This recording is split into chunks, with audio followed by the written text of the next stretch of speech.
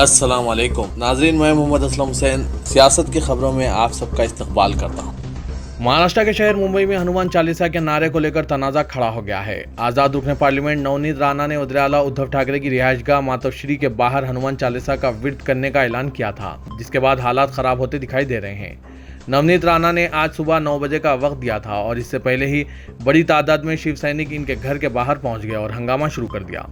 यह हंगामा खर इलाके में रुकने असेंबली नवनीत राणा के घर के बाहर किया जा रहा है। नवनीत के शौहर रवि राणा एक आज़ाद एमएलए हैं। दोनों ने मातोश्री के बाहर हनुमान चालीसा पढ़ने का ऐलान किया था। नोटिस मिलने के बावजूद नवनीत राणा हनुमान चालीसा की पढ़ने पर बजिद है। इस सिलसिले में मुंबई पुलिस ने इन्हें नोटिस भी जारी किया है। राणा जोड़े के फैसले के बाद वज़ीर-ए-आला के बंगला मातोश्री के बाहर सिक्योरिटी के इंतजाम सख्त कर दिए गए हैं। नवनीत राणा ने कहा कि अगर कोई हमला होता है या निज़ाम बिगड़ता है तो इसकी पूरी तरह जिम्मेदार हुकूमत होगी। हमें मातोश्री जाने से कोई नहीं रोक सकता। ताकत का गलत इस्तेमाल हो रहा है। रवि राणा ने कहा कि हम मातोश्री जाने वाले थे, हमें घर के बाहर रोका जा रहा है। पुलिस दरवाजे के बाहर खड़ी है। अगर हनुमान चालीसा के लिए ठाकरे से इजाज़त लेनी पड़ती है तो ये हमारे लिए बदकिस्मती है। राणा जोड़े ने कहा कि बजरंगबली की ताकत हमारे साथ है। हम हनुमान चालीसा पढ़ने जाएंगे, हमें कोई नहीं रोक सकता। आज यानी हफ्ते की सुबह 9:40 तक दोनों फरीक झुकने को तैयार नहीं थे। शिव सैनिकों का कहना है कि वो राणा जोड़े को किसी भी कीमत पर मातोश्री नहीं जाने देंगे। इस खुसूस में अभी भी तनाज़ा जारी है। हिंदुस्तान में एक बार फिर कोरोना का कहर बढ़ने लगा है। हफ्ते की सुबह जारी अपडेट के मुताबिक गुज़िश्ता 24 घंटों के दौरान मुल्क में 2527 नए केसेस दर्ज हुए हैं। हफ्ते को वजारत सेहत की जानिब से जारी करदा आदाद-ओ-शुमार के मुताबिक गुज़िश्ता 24 घंटों में 33 अफराद कोरोना की वजह से फौत भी हुए हैं। मुल्क में एक्टिव केसेस की तादाद 15,089 हो गई है। गुज़िश्ता 24 घंटों में 1656 मरीज कोरोना इन्फेक्शन से सेहतयाब भी हुए हैं। हुकूमत की जानिब से जारी करदा रिपोर्ट के मुताबिक इस वक्त मुल्क में सेहतयाब होने की शरह 98% है। इसके साथ ही अब तक लोगों को 187 करोड़ 46 लाख वैक्सीन की खुराकें दी जा चुकी है। आम आदमी पार्टी के कौमी कन्वीनर और दिल्ली के वज़ीर-ए-आला अरविंद केजरीवाल ने कहा कि दिल्ली मॉडल का मतलब ईमानदार हुकूमत है और हिमाचल प्रदेश को भी ईमानदार हुकूमत मिलेगी। केजरीवाल ने यह बात हिमाचल प्रदेश के वज़ीर-ए-आला जयराम ठाकुर के रिमार्क का जवाब देते हुए कही कि हिमाचल में दिल्ली मॉडल काबिल कबूल नहीं है। केजरीवाल ने कहा, दिल्ली मॉडल का मतलब ईमानदार हुकूमत है। जयराम जी कहते हैं कि हिमाचल प्रदेश में ईमानदार हुकूमत नहीं हो सकती क्योंकि हिमाचल के समाजी और सियासी हालात मुख्तलिफ हैं। जयराम जी, ये सवाल हालात का नहीं, नीयत का है। आपकी नीयत साफ है कि अब आम आदमी पार्टी पंजाब और दिल्ली की तरह हिमाचल प्रदेश में भी ईमानदार हुकूमत देगी। सुप्रीम कोर्ट ने धर्म संसद को क्लीन चिट पर बरहमी जाहिर की है। दिल्ली पुलिस शर्मसार हो चुकी है। सुप्रीम कोर्ट ने पूछा कि हलफनामा दाखिल करते वक्त दिमाग का इस्तेमाल किया गया था या नहीं। सुप्रीम कोर्ट ने दिल्ली में हुए धर्म संसद के मामले में दिल्ली पुलिस के जवाब पर शदीद नाराजगी जाहिर करते हुए एक नया हलफनामा दाखिल करने का हुक्म दिया है। जस्टिस AM खनवलकर और जस्टिस AS ओका की डिवीजन बेंच ने शदीद बरहमी जाहिर करने के दौरान पुलिस और सरकारी वकील से सवाल किया कि हलफनामा दाखिल करने वाले मुतालिका अफसर ने इस मामले में दीगर पहलुओं पर गौर किया है या बिला गौर कौस इंक्वायरी रिपोर्ट दोबारा पेश कर दी गई। क्या इस मामले में दिल्ली पुलिस के अफसरान ने दिमाग का इस्तेमाल किया है या नहीं, या फिर ऐसे ही रिपोर्ट पेश कर दी है। सुप्रीम कोर्ट की जानिब से ये पूछे जाने पर कि क्या आप अपने जवाब पर फिर से गौर कौस करना चाहते हैं, तो दिल्ली पुलिस की जानिब से पेश additional solicitor general KM Nataraj ने कहा कि हमें फिर से देखना होगा और एक नया हलफनामा दाखिल करना होगा। इस पर अदालत उज़्मा ने दिल्ली पुलिस को गौर खौस करके एक बेहतर और नया हलफनामा 4 मई तक दायर करने का हुक्म दिया है। कर्नाटक के उडुपी में 2 बाहिजाब तालिबात को प्री यूनिवर्सिटी इम्तिहान में शिरकत से कॉलेज इंतजामिया ने रोक दिया। दोनों तालिबात इन 6 तालिबात में शामिल हैं जिन्होंने कर्नाटक हाईकोर्ट में तालीमी इदारे में बुर्का पहनकर इम्तिहान लिखने का मुतालबा किया था। इम्तिहान देने कॉलेज पहुंची आलिया असदी और रेशम ने हिजाब उतारने से इनकार कर दिया। उन्होंने कॉलेज के अमले से बुर्का पहनकर इम्तिहान देने की इजाज़त देने की दरख्वास्त की। कॉलेज इंतजामिया ने इन्हें इम्तिहान हॉल में दाखिल होने से रोक दिया। कुछ देर कॉलेज कैंपस में रहने के बाद दोनों तालिबात वहां से वापस आ गई। कर्नाटक के वजीर तालीम BC नागेश ने पहले कहा था कि हिजाब पहनने वाली तालिबात को दूसरी PUC इम्तिहान में शिरकत की इजाज़त नहीं दी जाएगी। इम्तिहान के दौरान मुआयना करने वाली ख्वातीन को भी हिजाब पहनने से रोक दिया गया। सऊदी अरब ने हिंदुस्तान को इत्तला दी है कि इस साल हिंदुस्तानियों के लिए हज कोटा 79,237 मुकर्रर किया गया है। वज़ारत दाखिलती उमूर के ओहदेदारों ने बताया कि सऊदी हुकूमत ने हिंदुस्तान से कहा है कि सिर्फ 65 साल से कम उम्र के आज़मीन ही इस साल हज पर आ सकेंगे। अक़लियती उमूर के वज़ीर मुख्तार अब्बास नकवी ने बताया कि आज़मीन के इंतखाब के लिए तैयारियां जारी है। सऊदी अरब की हिदायत के मुताबिक मुंतखब आज़मीन को RT-PCR टेस्ट और कोरोना के दोनों टीके लाजमी हैं। आजमीन का जो कोटा हिंदुस्तान के लिए मुकर्रर किया गया है, इनमें से 56,601 आजमीन हज कमेटी ऑफ इंडिया की जानिब से और 22,636 आजमीन खानगी ऑपरेटर्स की जानिब से सऊदी अरब जाएंगे।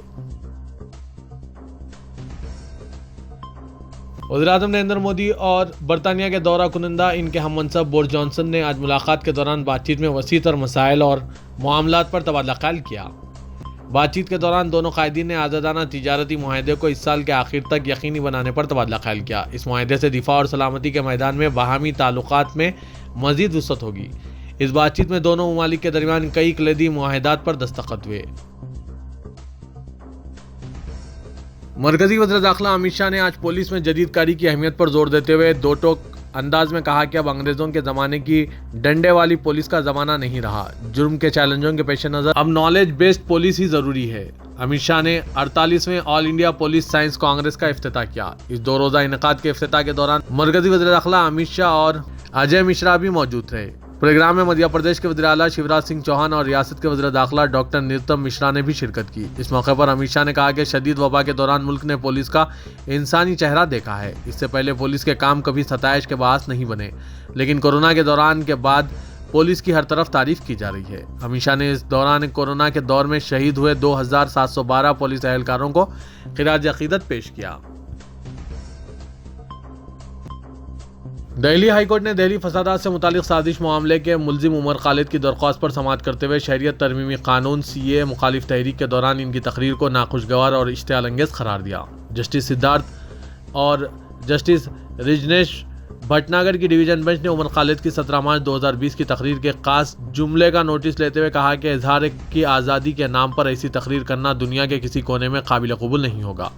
दिल्ली पुलिस ने सितंबर 2020 में उमर खालिद जो 34 साल के हैं, इनको गिरफ्तार करके इन पर गैर कानूनी सरगर्मियों की रोकथाम के कानून UAPA के तहत दफात लगाए थे। पुलिस ने इल्जाम लगाया कि दिल्ली फसादात पहले से मंसूबाबंद गहरी साजिश का हिस्सा थे जो उमर खालिद और दीगर ने तैयार की थी। वज़ीर-ए-आज़म नरेंद्र मोदी के दौरे से कबल ममनुआ दहशतगर्द ग्रुप जैश-ए-मोहम्मद की खुदकश हमले की कोशिश नाकाम हो गई। जुमे के दिन जम्मू में इनकाउंटर में 2 मुश्तबा पाकिस्तानी दहशतगर्द मारे गए। CISF के एक ओहदेदार की भी जान गई। ओहदेदारों ने यह बात बताई। इब्तदाई तहकीकात के मुताबिक 2 दहशतगर्द जुमेरात के दिन जिला सांबा में बैनुल-अक़वामी सरहद से दरअंदाजी के बाद जम्मू सिटी के मज़ाफ़ात में दाखिल हुए और एक फौजी कैंप के करीब वाक़े मोहल्ले में रहने लगे। Additional director general police Mukesh Singh ने बताया कि भारी असला से लैस 2 दहशतगर्दों के मारे जाने से जम्मू में बड़ा फिदाइन हमला टल गया है। ओहदेदारों ने कहा कि दोनों दहशतगर्दों के कब्जे से खुदकश जैकेट भी बरामद हुए हैं। राजस्थान के जिला अलवार के राजगढ़ टाउन में जुमे के दिन 300 साल कदीम शिव मंदिर ढा दिया गया। मंदिर के ढाने का वीडियो सोशल मीडिया पर वायरल हुआ, जिससे राजस्थान की कांग्रेस हुकूमत के लिए परेशानी खड़ी हो गई।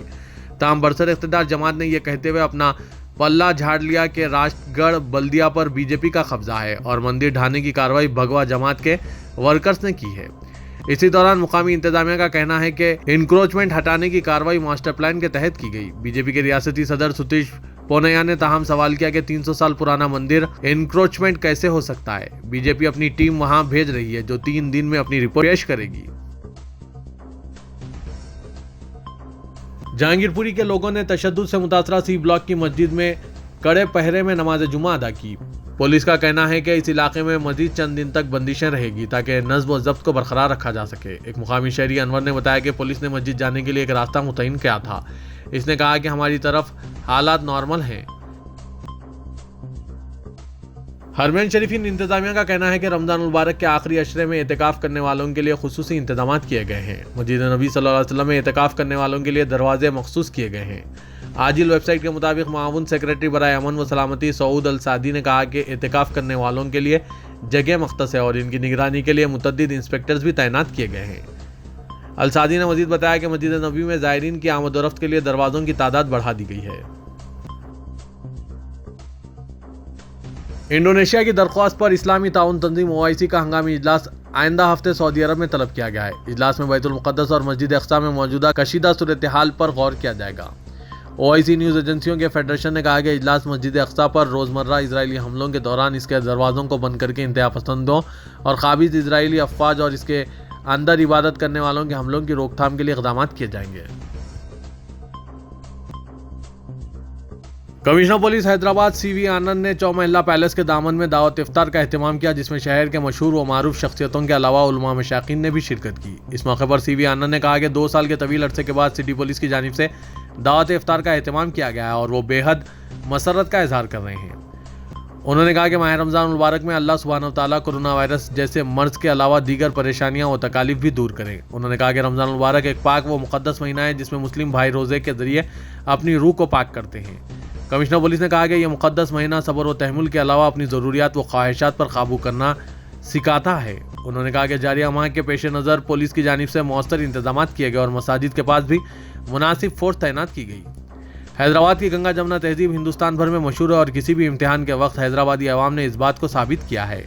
उन्होंने मजीद कहा कि शहर हैदराबाद एक वाहिद शहर है जो हर मजहब के शहरियान अपनी आज़ादी और खुशी से ईद व त्यौहार मनाते हैं। इस मौके पर वज़ीर दाखिला मोहम्मद महमूद अली के अलावा chief secretary Somesh Kumar, director general police Telangana Mahender Reddy, हुकूमत के मुशीर व साबिका IPS ओहदेदार AK Khan, director general anti corruption bureau Anjani Kumar, director general police road safety Sandeep Shandilya के अलावा कई ओहदेदारों ने शिरकत की। रुकने पार्लियामेंट हैदराबाद असदुद्दीन अवैसी ने एक BJP रुकन को तेलंगाना गवर्नर डॉक्टर T सोंदराराजन का पब्लिक रिलेशन ऑफिसर मुकर्रर किए जाने की मजम्मत की है। रुकने पार्लियामेंट हैदराबाद ने सोंदराराजन को याद दहानी करवाई कि गवर्नर सरबराह रियासत होते हैं। BJP पार्टी के एक रुकन को इनका PRO मुकर्रर किया जाना नामुनासिब है। वाजरे के एक सहाफ़ी ने ट्वीट किया था कि तमिलनाडु में BJP के जो PRO हैं वही डॉक्टर सोंदराराजन के पब्लिक रिलेशन की जिम्मेदारी संभाले हुए हैं। डॉक्टर सोंदराराजन पुडुचेरी के लेफ्टिनेंट गवर्नर भी हैं। असदुद्दीन अवैसी ने एक ट्वीट करते हुए तेलंगाना चीफ मिनिस्टर के चंद्रशेखर राव के ताल्लुक से गवर्नर की शिकायत पर भी शुकुक का इजहार किया। तेलंगाना हाईकोर्ट ने रियासती हुकूमत के ओहदेदारों को मूसा नदी की देखभाल और इसको बेहतर बनाने के कामों में तेजी पैदा करने के लिए 2 माह का वक्त दिया है और कहा कि 2 माह बाद ये ओहदेदार आज़ादाना पेशरफ्त रिपोर्ट पेश करें। चीफ जस्टिस सतीश चंद्र शर्मा और जस्टिस अभिनंदन कुमार पर मुश्तमिल बेंच ने कहा कि मूसा नदी की गंदगी का हाईकोर्ट के करीब से ही आगाज़ होता है और इसको साफ करने के ताल्लुक से रियासती हुकूमत, मजलिस बल्दिया अज़ीमतर हैदराबाद और पोल्यूशन कंट्रोल बोर्ड की जानिब से जो तमाम दावे किए जा रहे हैं वो आंखों में धूल झोंकने के मुतरादिफ हैं। प्रदेश कांग्रेस कमेटी के जनरल सेक्रेटरी विनोद रेड्डी ने किंग कोठी पैलेस की तारीखी इमारत के तहफ़्फ़ुज़ के लिए इक़दाम करने हुकूमत से मुतालबा किया है। विनोद रेड्डी ने मीडिया के नुमाइंदों से बात करते हुए कहा कि नवाब मीर उस्मान अली खान बहादुर ने 1959 में किंग कोठी पैलेस की हेरिटेज जायदाद मुकर्रम जा बहादुर के हवाले की थी। 1967 में इंतकाल तक नवाब मीर उस्मान अली खान इसी पैलेस में मुक़ीम रहे। हाल ही में बाज़ खानगी इदारों की जानिब से पैलेस पर गैर कानूनी कब्जे की कोशिश की गई। विनोद रेड्डी ने कहा कि यह जायदाद नसीर बाग ट्रस्ट के तहत है। ट्रस्ट की जानिब से जायदाद फरोख्त की गई या नहीं, इस बारे में हुकूमत को वजाहत करनी चाहिए। उन्होंने चीफ मिनिस्टर KCR से दरख्वास्त की कि इस तारीखी हेरिटेज जायदाद के तहफ़्फ़ुज़ के लिए ज़रूरी इक़दाम करें। इलेक्शन कमीशन ऑफ इंडिया ने फहरिस्त राय दहिंदगान में बेकायदगियों के खात्मे की मुहिम शुरू की है। इस मुहिम के तहत तेलंगाना में 22 लाख नाम वोटर लिस्ट में ऐसे पाए गए जिनके आगे एक ही फ़ोटो है। एक फ़ोटो के साथ मुख्तलिफ इलाकों में फहरिस्त राय दहिंदगान में नामों की शमूलियत के इंकशाफ के बाद हुक्काम ने फर्जी नामों को हज़फ करने की मुहिम तेज़ कर दी है। बताया जा रहा है कि 119 असम्बली हल्के जात में यकसा फ़ोटो के साथ 22,04,000 नाम बहैसियत वोटर दर्ज किए गए हैं। एक शख्स की तस्वीर के साथ मुख्तलिफ इलाकों में वोटर शिनाख्ती कार्ड जारी किए गए। रायदही के मौके पर धांधलियों के लिए आमतौर पर इस तरह के कार्ड्स का इस्तेमाल किया जाता है। इलेक्शन कमीशन ऑफ इंडिया फहरिस्त राय दहिंदगान की इलेक्टोरल रूल्स सर्विसेज नेट के जरिए जांच कर रहा है, जिसके जरिए बोगस वोटर्स का बआसानी पता चलाया जा सके। एक ही नाम और तस्वीर के साथ मुख्तलिफ इलाकों में मौजूद एंट्री की बआसानी निशानदही की जा सकती है। तो ये था आज का खबरनामा। खबरों से मुतालिक कमेंट के जरिए आप अपने ख्यालात पेश कर सकते हैं और साथ ही इस वीडियो को लाइक कीजिएगा। तो मैं मोहम्मद असलम हुसैन अब आप सबसे इजाज़त तलब करता हूँ। तो दीजिए इजाज़त। अल्लाह।